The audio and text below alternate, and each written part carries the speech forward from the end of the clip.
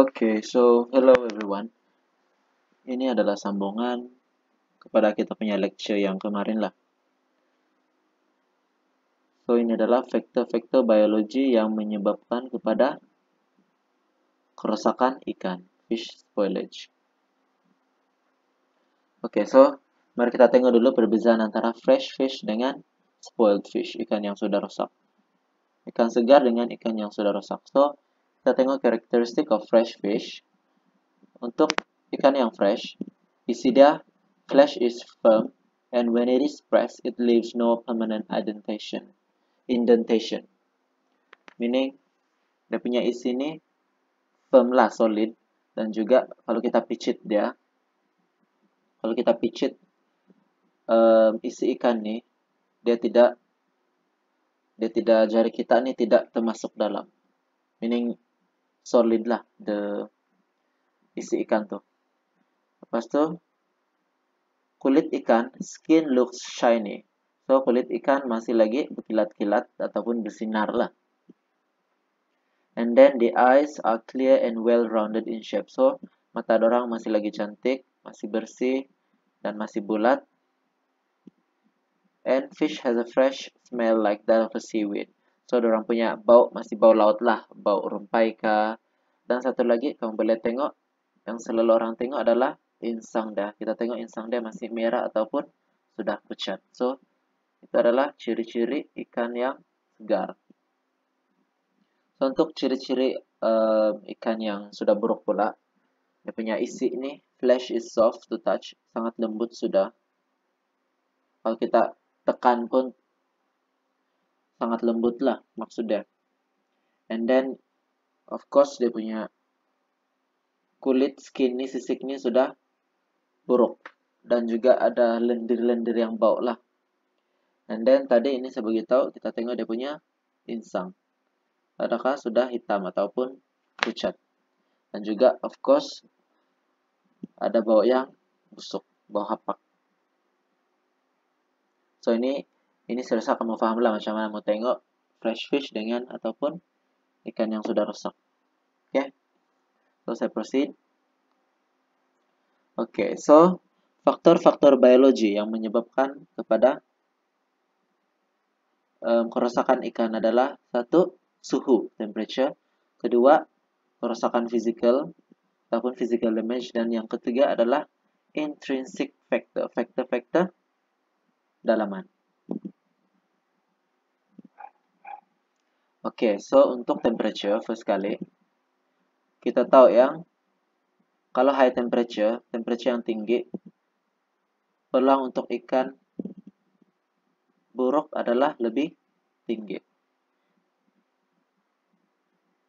So that's why after post-harvest ikan, kita kena hari itu on first lecture kita kena immediately letak ikan dalam ice ataupun suhu yang beku lah, suhu yang rendah. So the faster a lower temperature is attained, so lebih cepat kita letak ikan dalam suhu yang rendah, lagi efektif lah, activity lagi lambat lah ikan itu memburuk.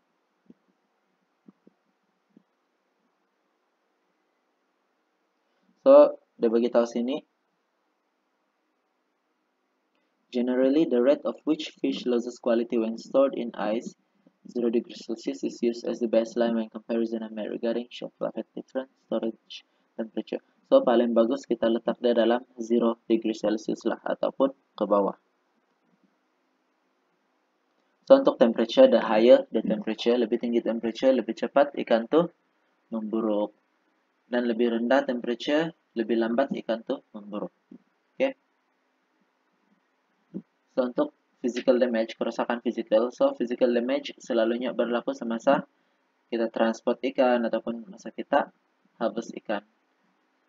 So fish is soft and easily damaged. Therefore, rough handling and bruising result in contamination of fish flesh with bacteria and allow releases of enzymes, speeding up the rate of spoilage. So ini macam yang saya beritahu tadi lah. Kalau boleh, jangan ada luka-luka dalam badan ikan ataupun on the surface of the fish. So, kita kena handle the fish with care untuk mengelakkan luka. Jadi kalau ada luka, bakteria senang untuk menjangkiti luka itulah. So, lebih cepat ikan itu akan memburuk. So, ini macam sudah poin yang berulang pada first lecture kita hari itu. And then intrinsic factor. So, intrinsic factor ini adalah faktor-faktor dia punya ikan itu sendiri lah. So, shape. Kita tengok shape. Kalau flatfish ini, bentuklah. Kalau bentuk ikan yang flat nih, yang rata nih, dia punya kadar untuk dia cepat rosak adalah slow. Perlahan saja. Tapi kalau yang round fish, ikan yang badan dia bulat, dia punya kadar untuk rosak adalah sangat cepat, fast rate lah. So, flatfish contohnya ikan sebelah. So, kamu boleh Google sendirilah apa jenis ikan yang flatfish ataupun apa jenis ikan yang round fish. Oke, so untuk yang size pula, ikan yang lebih besar lebih lambat untuk rosak berbanding ikan yang lebih kecil. Ikan yang lebih kecil nih cepat rosak. And then untuk kandungan lemak dalam ikan, lean species meaning ikan yang kurang berlemak nih dia lebih lambat untuk rosak. Tapi kalau ikan yang berlemak nih sangat cepat untuk rosak lah. So untuk ciri-ciri skin pula, kulit, ikan yang ada kulit yang lebih tebal akan lambat untuk rosak berbanding dengan ikan yang mempunyai kulit nipis. So kulit nipis ini cepatlah rosak. Oke, sini paham? So kita ada tiga faktor biologi yang menyebabkan kepada kerusakan ikan. So yang pertama adalah suhu, yang kedua adalah physical damage, kerusakan fisikal, dan yang ketiga adalah intrinsic factor. Tiga nih, kena ingat dan kena paham. Oke, so terdapat 4 fasa dalam kerusakan ikan. The 4 phases of fish spoilage. Dalam 4 fasa dalam fish spoilage. So, phase yang pertama ataupun fasa yang pertama adalah autolytic changes caused mainly by enzyme. So, perubahan autolytic. Phase yang pertama adalah perubahan autolytik yang disebabkan oleh enzim. So, dia beritahu sini, ikan yang baru ditangkap ini sangat fresh dan ada rasa yang bagus dan manis lah. Sangat sedikit deterioration. Deterioration ini maksudnya spoilage. Dia punya spoilage sangat sedikit with slight loss of characteristic, odor, and flavor. In some tropical species, this period can last for about 1 to 2 days or more after catching. Oke, so maksudnya perubahan autolitik yang disebabkan oleh enzim ini mengambil masa 1 atau 2 hari selepas ikan tuh ditangkap. Barulah ikan tuh akan buruklah. Baru ikan tuh akan rusak, spoil. Oke, fasa yang kedua, fasa yang pertama tadi kita baru tangkap ikan tuh, so baru kita tangkap, so dia punya quality masih bagus lah. So fish spoilage ini mengambil masa 1 hingga 2 hari untuk dia berlaku. Oke, so fasa yang kedua kita akan nampak ataupun kita akan rasa natural flavor, rasa natural ikan tuh dan juga dia punya bau akan buruk. So kita sudah hilang significant loss of fish smell. The flesh becomes neutral but has no off flavor.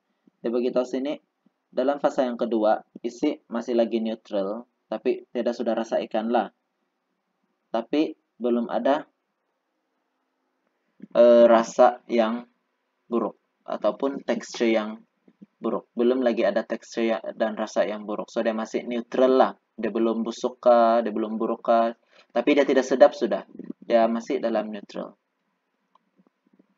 Oke, so phase yang ketiga disebabkan oleh bacteriological changes caused by bacteria. So, phase yang pertama dan phase yang kedua disebabkan oleh enzim. So, enzim menyebabkan perubahan kepada autolytic. So, phase ketiga dan keempat disebabkan oleh activity bacteria di dalam ikan tuh. Bacteriological changes untuk phase 3 dan phase 4. So, dalam fase ini, kita akan nampak ikan tuh akan menunjukkan tanda-tanda rosak. Kita akan terhidup bau yang busuk dan rasa yang tidak bagus. Lepas tuh, isi dia akan jadi sangat lembik dan lembut lah. Ataupun berair lah kan, kalau ikan buruk dia akan mengeluarkan cecair-cecair dalam badan. Ataupun makin lama dia akan jadi tough ataupun dry. Oke ya, fase yang keempat nih fish sudah jadi spoil. So masa ini kamu tidak boleh makan dia sudah. Kamu tidak boleh consume. So kamu kena buang. Oke, so untuk spoilage nih, kerusakan ikan. Spoilage ini berlaku sejurus selepas ikan mati. Spoilage of fish begins as soon as the fish dies. So, dia mengambil masa dalam beberapa jam lah. Kalau kita tidak simpan dia dalam storage yang betul ataupun storage yang sejuk. So, bila kita biarkan ikan di luar saja, kita tidak simpan dengan bagus-bagus dalam proper tempat, so dia akan mengambil beberapa jam untuk ikan itu buruk. So, ini pun saya rasa kamu semua tahu kan.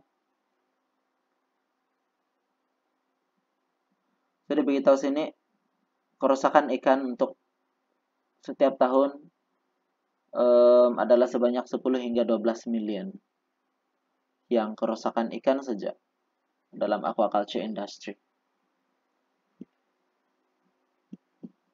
So, chemical dan juga microbial spoilage ini 25% lah dia chemical activity dan juga microbial activity ini dia menyumbang kepada 25%